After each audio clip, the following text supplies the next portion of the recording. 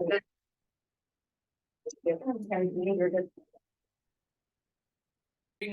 Ivy School District number 52, we'll start with the Pledge of Allegiance. I pledge allegiance to the flag of the United States of America and to the republic for which it stands, one nation under God, indivisible, with liberty and justice for all.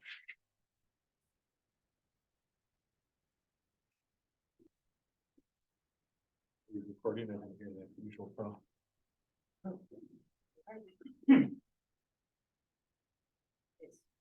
Units going. Okay,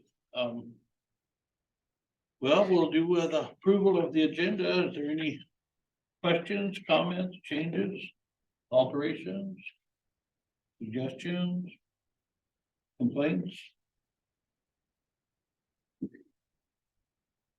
I'll move to approve the agenda.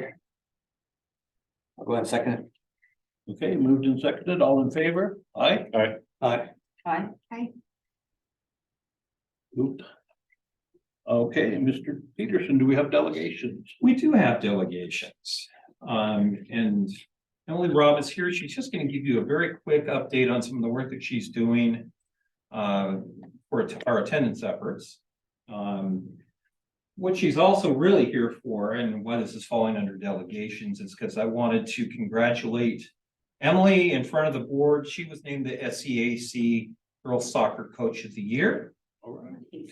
And of course, took our young ladies to state and played against a very formidable Seattle Academy team. Very formidable, I must say. But yeah, I got to tell you, the attendance thing was kind of an afterthought to get you here. The award is really what we brought her in for. But with that, I'm going to give Emily a minute or two to just give us a breakdown of some of the work she's doing. That's very positive. We've gotten incredibly positive feedback from. Well, thank you. It was a great season. Really, it was all the girls' work. I just committed to them on and y'all to make it work. But so a little bit that I'm doing in each one of the schools. A little bit in the high school, I've been doing parent meetings with students. Working a lot with Sarah Kurth to update policies. One that was sent is just something, it's the RCWs. I just tried to make it a little bit prettier so that it's a little bit easier for parents to understand, students to understand. Haven't quite finished it just yet, but that's the biggest thing that I'm doing in the high school is just really meeting with the students, meeting with their parents, and then trying to update the policies as needed. Elementary school is a little bit more of tier 1 support at the moment. We are implementing a new tardy procedure, where if they're tardy 3 times a week, it's an immediate conversation with administrators. 10 tardies in a month, then it's a parent meeting where we create an attendance contract, and then 11 tardies a month or more, or 20 tardies a month or more in the year. It's a recess attendance class, which is just a little nicer way of saying detention, but that's for that piece. We're also doing an attendance contest, hopefully starting in January, where weekly they do bear bucks is what they call them, and the kids love them. And so trying to piggyback on that, a random day of the week, if they're there in class, they get a bear buck at the beginning of the day, and they use that, they draw their name, they get a prize that they can choose from. But doing that weekly, monthly, a whole class attendance, the class with the best attendance gets a trophy to showcase for the month. And then the class with the best attendance overall in the year gets an ice cream party at the end of the year. So that's just something to hopefully do a tier 1 full school support. I believe we've maybe talked about the HUG program.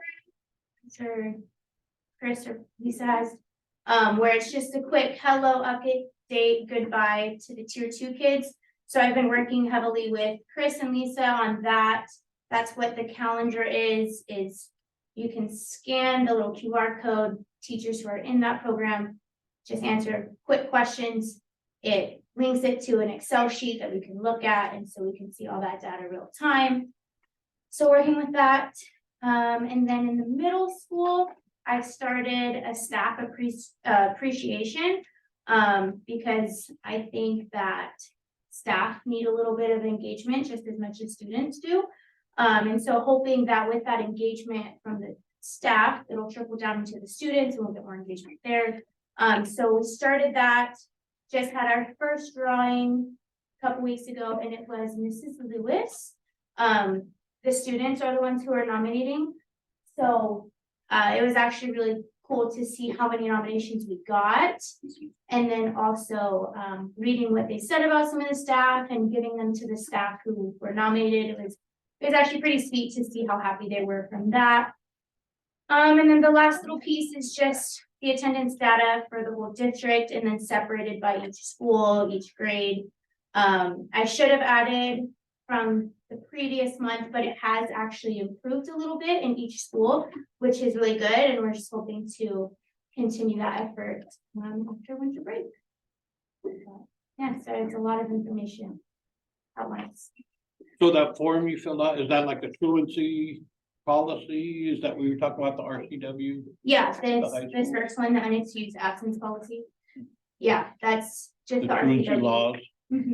Yeah, so just updating that, making it prettier to look at. She didn't just make them up. No. State forced it on you. Yeah. Do y'all have any questions for me, comments? You ever have issues with the middle school office giving you information or attendance or?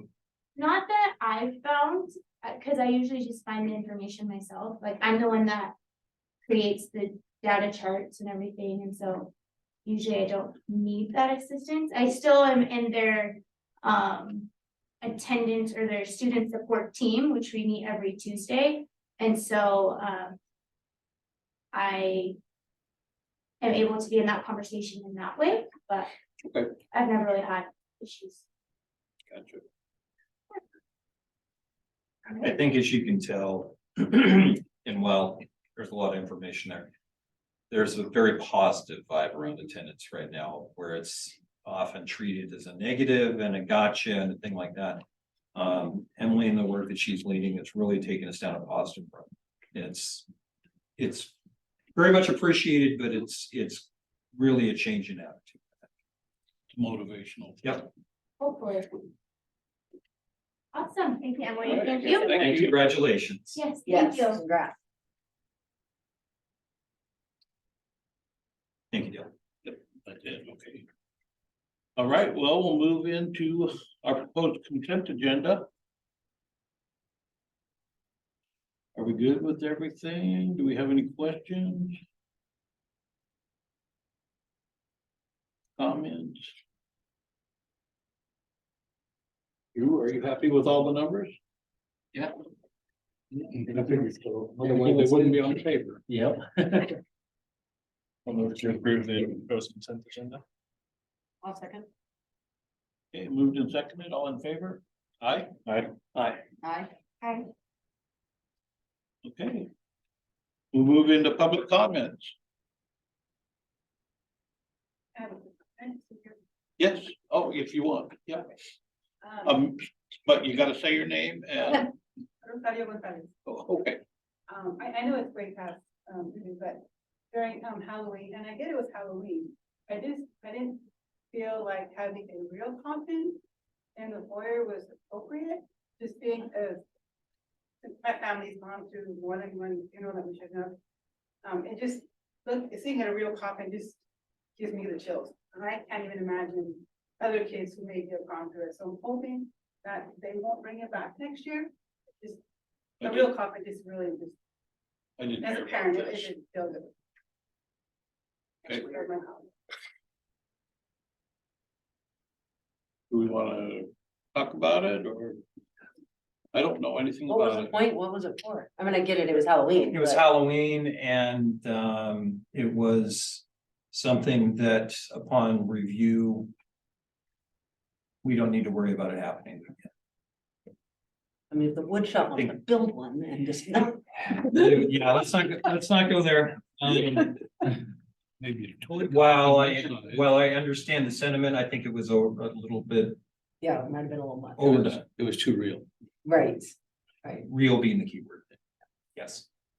Where did they even get it? Not that it even matters. I just, Okay, well, so that's many questions. with that whole good topic. comment, Rosario. Okay, well, we'll jump into do we have any electronic? Okay, no. New business, early retirement notification, approval. Yes, thank you.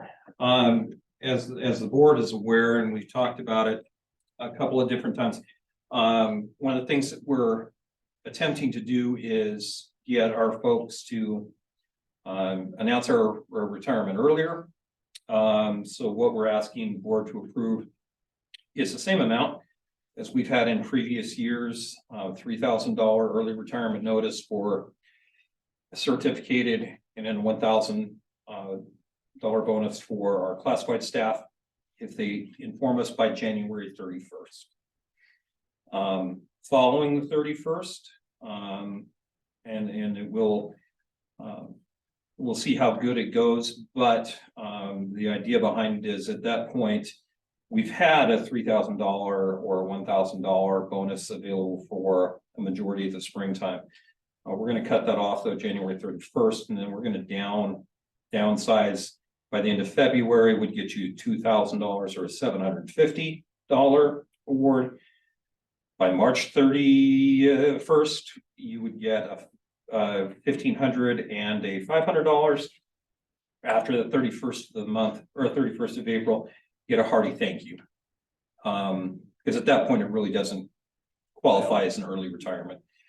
So we're really going to try and get this out earlier this year. In the past, we've approved this in December to have for a January announcement, but we want to get this going as soon as possible following the board meeting to give everybody a solid 2 months to start making some decisions and hopefully get the most that they can out of our bonus system.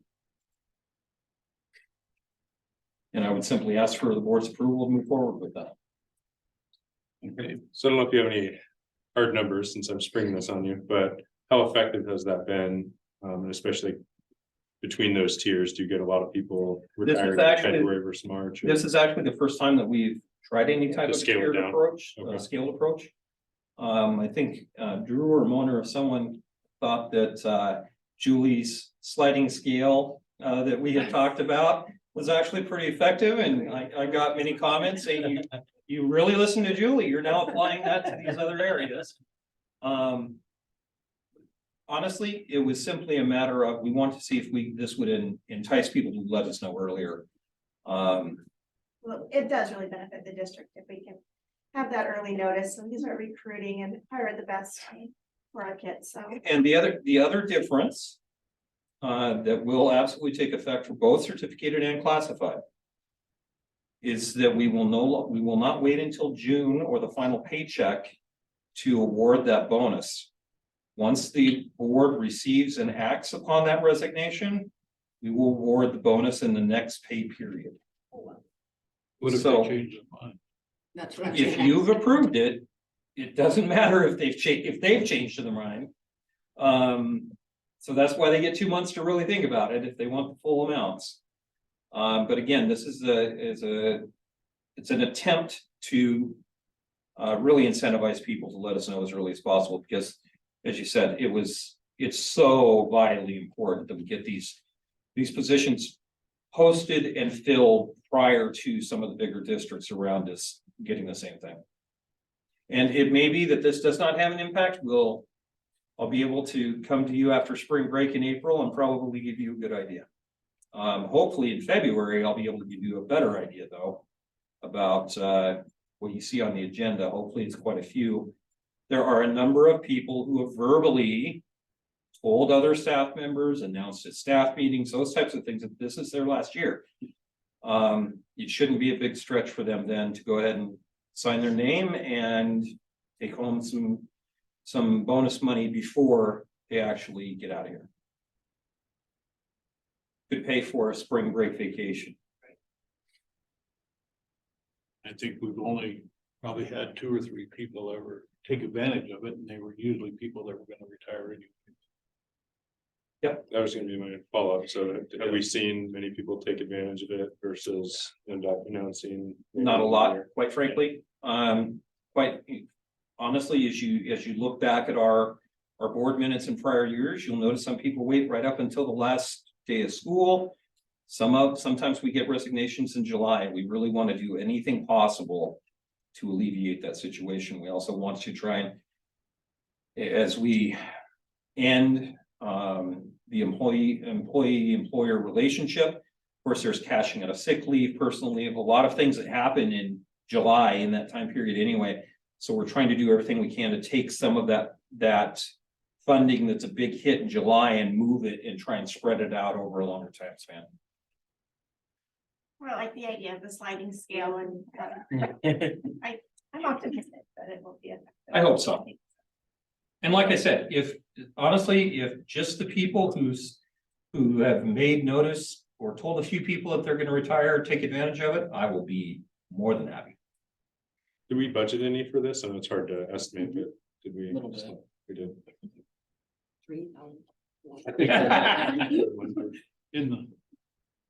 In the future, though, the difference in the payroll will be more than make up for any of the.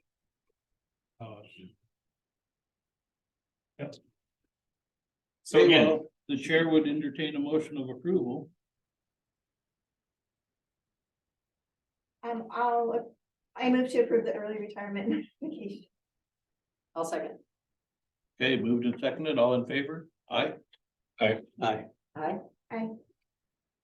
Okay, can we print some of these up and maybe target a few people anonymously? I I'm just kidding. would think that the people we would target would be those people who are eligible to retire, in which case That are I'm thinking about targeting. Yes. Yes, I think that anyone who, and I've said this publicly, you can ask any staff member, I've said it many times over the course of my career in 3 different districts. I am one of those people, if you can retire, I encourage you to just go and enjoy it. Everybody I know that retires says, I wish I'd have done this earlier. That is true. All right, well, we'll move into policy 3117. Students in or releases from an institutional education facility. Thank you, Dale. So policy 3117 is one that came across my desk. And quite frankly, it came across every superintendent's desk, because one of the things that the state and WASDA is trying to, I guess the best word is systematize. As you are well aware, and although we don't have many instances where this occurs in Benton City, there will from time to time be a student who has been incarcerated, either juvenile justice over in Kennewick, which makes them a part of the Kennewick school system while they're there, or in a facility in Spokane, or another one on the west side of the mountains. Depending on the amount of time, those students are enrolled in those schools. And what this policy is asking for is simply for us to develop procedures, most of which we already have in place, through waivers, through granting of credit, to ensure that simply moving between those school systems and the systems where the students are incarcerated, that when they're released, that we do everything possible to ensure that we're granting credit for whatever schooling they were able to accumulate while they were incarcerated. There are cases in some of the bigger districts around where you will see many more instances of this. I've had some personal experience with this. The other thing that this does is also asks that the school district create policies and create procedures to go with this policy, where if a student earns a GED, and this is something you may or may not realize, but a student who gets a GED, tests out at 16, is still eligible to come and earn a regular diploma if they choose to. And what we saw, and I think what WASDA is trying to address, is the idea that just because a student gets a GED means that they have shown some mastery of the 8 subject areas to achieve that GED, and we need to make sure and award some amount of credit for that, and not simply say, well, it went towards a GED, it doesn't count. Because that literally could take another year and a half off of their potential graduation time.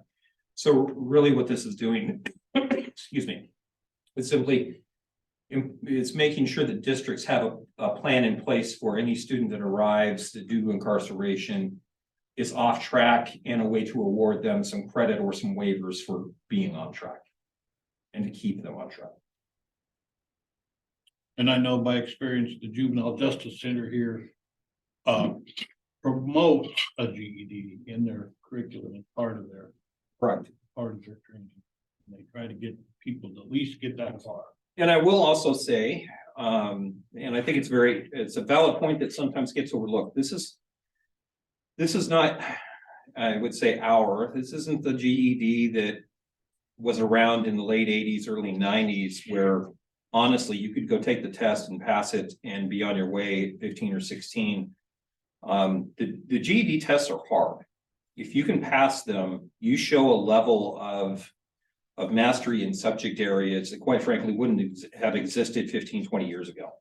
So that as the test changes, we just need to make sure to have the procedures in place to award credit based on that mastery, not just on seat time.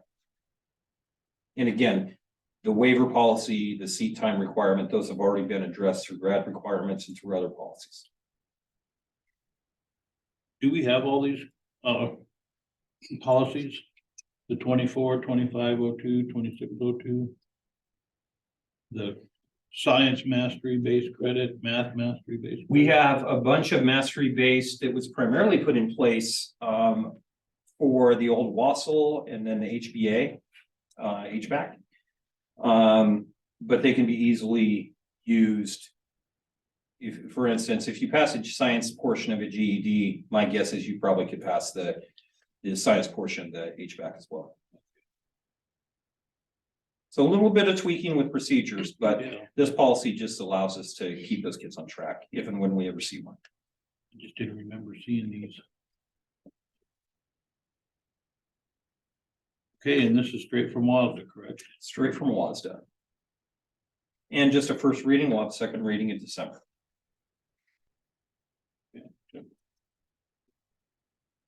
Anybody have questions or suggestions?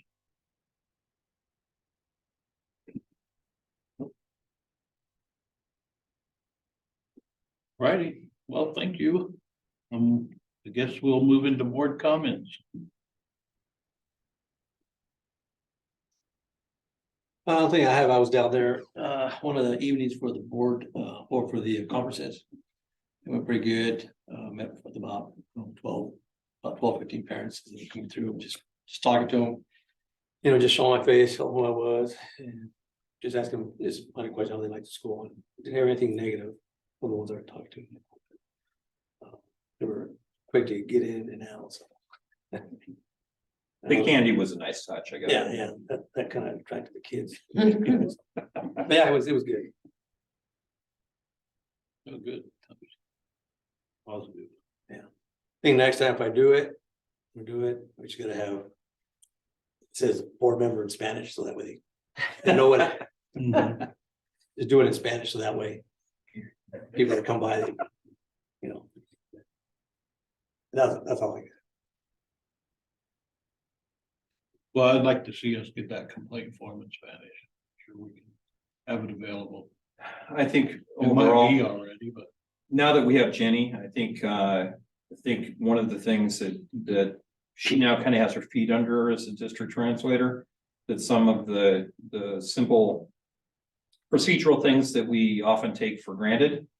I think we just need to have a full review and have many of our items translated for public consumption. I noticed another district not too far away from us has their board policies in Spanish and procedures, which I think would be an excellent idea.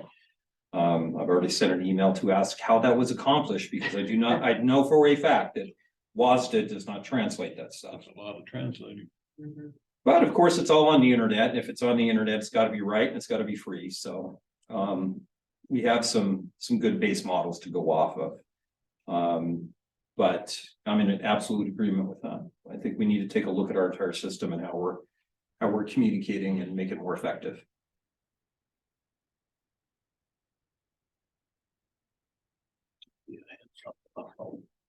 Agree. Oh, well, okay. All right, well, I guess we'll move to anybody else? Superintendent's report. Thank you. I feel like I've been talking a lot. Just real quick. As I mentioned to the board, just a quick follow-up. We have Jack Anderson, who's been subbing as the assistant principal at the high school. Jack has been doing a fabulous job. I was told by several staff members there, he fits in extremely well. He knows our kids well, knows some of our kids by name already, as I found out this morning when I stopped by and said hi.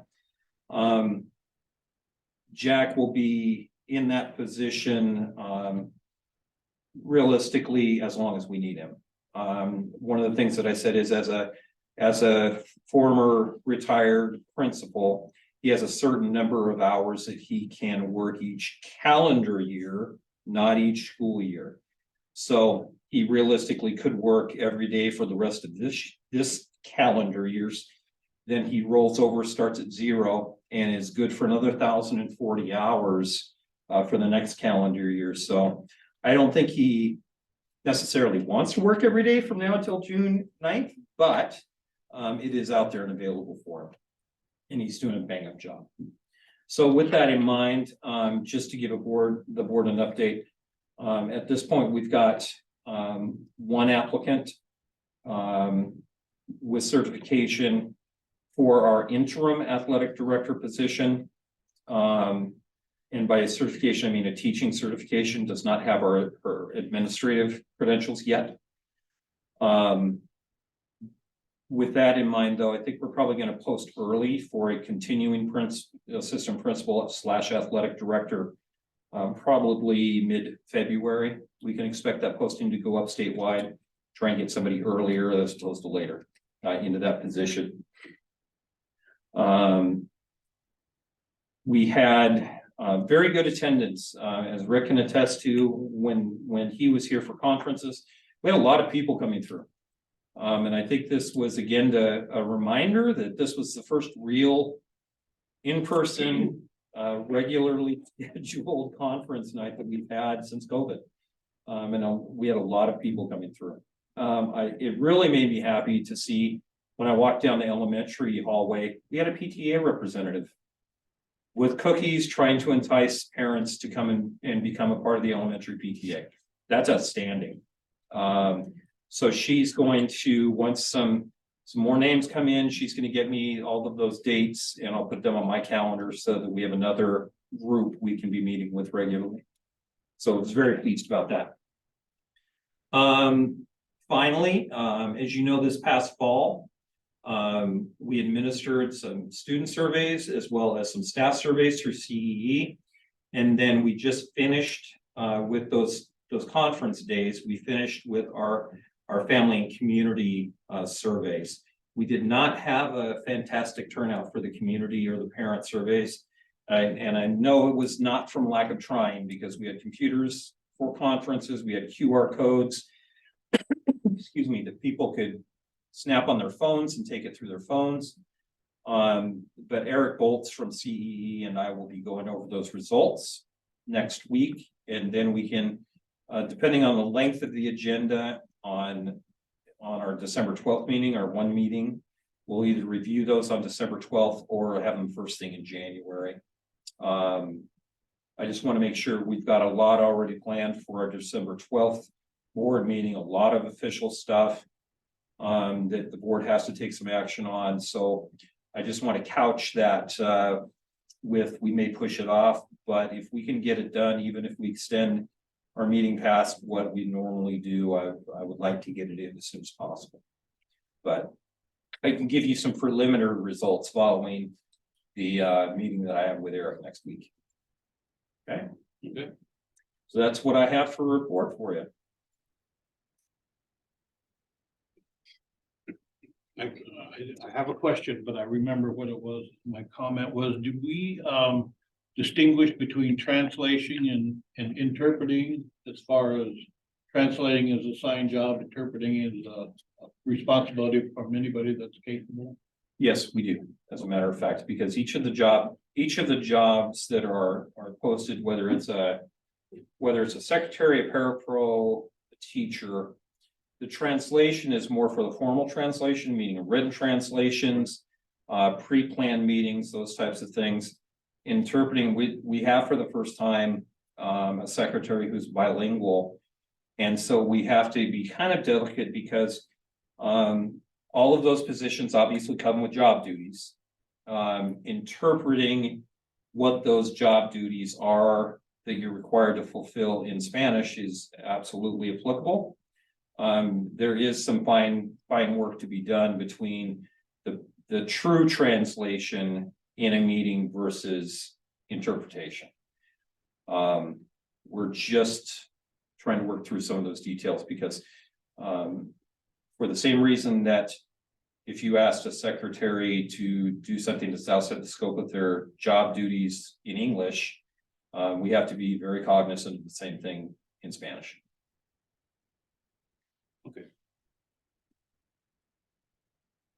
I just kind of figured it would be common sense that, hey, if you're capable, do it. Yep, but we also have to work within the boundaries of our collective bargaining agreements, too. Okay. But that's all I have. Thank you. Nobody else, questions, comments? Okay, then we will move into an executive session pursuant to RCW. Can't read it. 42-30-110, 30 minutes with no business to follow. After which we'll be adjourned. Thanks.